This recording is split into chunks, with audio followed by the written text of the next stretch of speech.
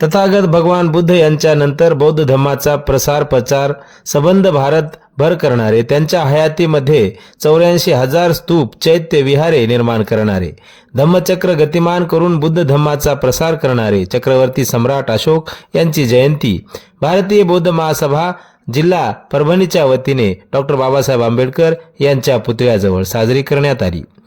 यावेळी जिल्हा अध्यक्ष M Bharane, D I. Khedkar, Dashrath Gaikwad, Ashok Kamble, Sunil Pawar, Vishwanath Waghmare, Vishwanath Zodpe, Rajkumar Yengde, Bharat Khade, Bharat Deore, Nagsen Hatti Ambire, Avinash Sarode, Rode Baba, Shivaji Wavle, P L. Wankhede, S S. Salve, Kakade, Shivbhagat sir यांच्यासह बौद्ध महासभेचे व समता सैनिक दलाचे पदाधिकारी मोठ्या संख्येने उपस्थित होते। अशोक सम्राट यांची 2330वी जयंती या ठिकाणी भारतीय बौद्ध महासभेच्या वतीने या ठिकाणी संपन्न करण्यात आली।